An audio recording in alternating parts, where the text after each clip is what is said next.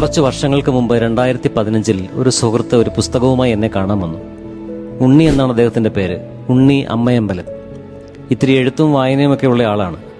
പ്രത്യേകിച്ച് കുട്ടികൾക്ക് വേണ്ടി കുറേയേറെ പുസ്തകങ്ങൾ അദ്ദേഹം എഴുതിയിട്ടുണ്ട്. നോക്കിയപ്പോൾ ഫ്രാൻസിസ് പാപ്പായുടെ ഒരു ചാക്രിക ലേഖനമാണ് കയ്യിലിരിക്കുന്നത്. ഭൂമി എന്ന നമ്മുടെ അമ്മയ്ക്ക് വേണ്ടി പാപ്പ എഴുതിയ ലൗദാത്തോ സി, അല്ലെങ്കിൽ അങ്ങേക്ക് സ്തുതി. ഉണ്ണി അന്ന് പറഞ്ഞ കാര്യങ്ങൾ എനിക്കിപ്പോഴും ഓർമ്മയുണ്ട്. അച്ഛാ, ഈ പുസ്തകമേ എനിക്ക് വളരെ ഇഷ്ടപ്പെട്ടു. പിന്നെ എനിക്കൊരു അഭിപ്രായം അച്ഛനോട് ചോദിക്കാനുണ്ട്. ഈ പുസ്തകം നമുക്ക് കുട്ടികൾക്ക് വേണ്ടി ബാലകഥാ രൂപത്തിൽ എഴുതിയാലോ? കാര്യം എനിക്ക് തോന്നുന്നത് ഇനി വരാനിരിക്കുന്ന എത്രയോ തലമുറകൾ വായിക്കേണ്ട ഒരു പുസ്തകമാണിതെന്നാണ്. സത്യത്തിൽ എനിക്ക് അത്ഭുതം തോന്നി.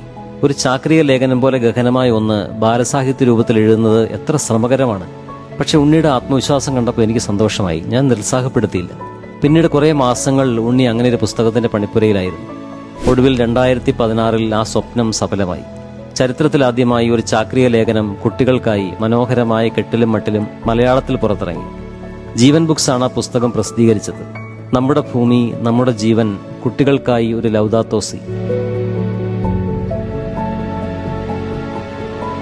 പാപ്പായുടെ ചാക്രിക ലേഖനം വായിച്ചപ്പോൾ ഇങ്ങനെ തോന്നാൻ എന്താ കാരണമെന്ന് ഞാൻ ഒരിക്കൽ ഉണ്ണിയോട് ചോദിച്ചു. ഫ്രാൻസിസ് പാപ്പായുടെ പേര് കണ്ടിട്ടാണ് ഞാൻ ഈ പുസ്തകം വായിക്കാനെടുത്തത്. വായിച്ചപ്പോൾ എനിക്കൊരു കാര്യം മനസ്സിലായി. ഇത് മനുഷ്യന്റെ വാക്കല്ല, ദൈവത്തിന്റെ വാക്കാണ്. പക്ഷേ ഈ പുസ്തകം വായിച്ചപ്പോഴേ എനിക്ക് തോന്നിയൊരു ആഗ്രഹം, എല്ലാ മനുഷ്യരും, പ്രത്യേകിച്ച് കുട്ടികൾ ഈ പുസ്തകം വായിക്കണം. അങ്ങനെ കുട്ടികൾക്ക് വേണ്ടി ഒരു ബാലസാഹിത്യ രൂപത്തിൽ ഞാൻ ഈ പുസ്തകത്തെ ക്രമീകരിച്ചു. പാപ്പായുടെ ഈ സുവിശേഷ ദൗത്യത്തിൽ എളിയ രീതിയിൽ എനിക്ക് പങ്കെടുക്കാൻ സാധിച്ചു. അതൊരു വലിയ ഭാഗ്യമായി, ഒരു വലിയ അനുഗ്രഹമായി ഞാൻ കരുതുന്നു. ഈ പുസ്തകം പുറത്തിറങ്ങിയിട്ട് ഇന്നിപ്പോൾ 10 വർഷങ്ങൾ തികയാൻ പോകുന്നു. ഉണ്ണി അമ്മയമ്പലം ഇപ്പോൾ പഴയ ആളല്ല, ഒരുപാട് വളർന്നിരിക്കുന്നു. 50-ലധികം പുസ്തകങ്ങൾ കുട്ടികൾക്കായി അദ്ദേഹം എഴുതി കഴിഞ്ഞു. ആ പരിശ്രമങ്ങൾക്കെല്ലാമുള്ള അംഗീകാരമായി ധാരാളം പുരസ്കാരങ്ങൾ അദ്ദേഹത്തെ തേടിയെത്തി. അതിലേറ്റവും പ്രധാനം ഈ കഴിഞ്ഞ വർഷത്തെ 2024 ബാലസാഹിത്യകാരനുള്ള കേന്ദ്ര സാഹിത്യ അക്കാദമി അവാർഡാണ്. പുരസ്കാര നിറവിൽ നിൽക്കുമ്പോഴും കടന്നുവന്ന വഴികൾ അദ്ദേഹം മറക്കുന്നില്ല. ഫ്രാൻസിസ് പാപ്പ എന്ന അത്ഭുത മനുഷ്യൻ തന്നിൽ ചെലുത്തിയ സ്വാധീനത്തെയും അദ്ദേഹത്തിന്റെ അദൃശ്യമായ അനുഗ്രഹത്തെയും ഉണ്ണി ഓർമ്മിച്ചെടുക്കുന്നു. അച്ഛാ, ഈ പുസ്തകം എഴുതുമ്പോഴേ എൻ്റെ മനസ്സ് നിറയെ ഫ്രാൻസിസ് പാപ്പയായിരുന്നു. ഈ പുസ്തകം പ്രസിദ്ധീകരിച്ച ശേഷം അദ്ദേഹത്തെ നേരിട്ട് കണ്ട് എനിക്ക് ഈ പുസ്തകം കൊടുക്കണമെന്ന് വലിയ ആഗ്രഹമായിരുന്നു. പക്ഷേ നിർഭാഗ്യവശാൽ അതിനുള്ള അവസരം വന്നില്ല.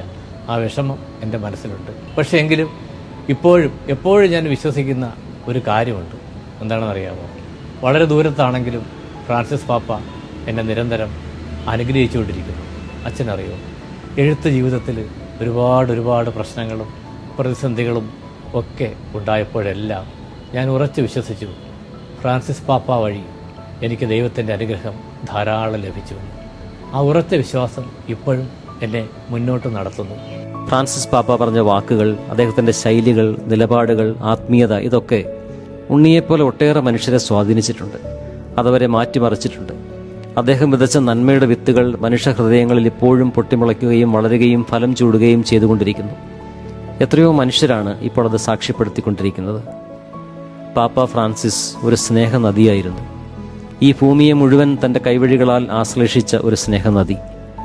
ഏതൊക്കെ വഴികളിലൂടെ ഒഴുകി എത്ര പേരുടെ ഹൃദയങ്ങളെ അദ്ദേഹം ആർദ്രമാക്കി എന്നത് നാം ഇനിയും അറിയാനിരിക്കുന്നതേയുള്ളൂ. ആ സ്നേഹത്തിൽ മുങ്ങി നിവർന്ന് മനുഷ്യരിങ്ങനെ സംസാരിച്ചുകൊണ്ടിരിക്കുമ്പോൾ, പ്രിയപ്പെട്ട പാപ്പ, അങ്ങേക്ക് മരണമില്ല ഒരിക്കലും.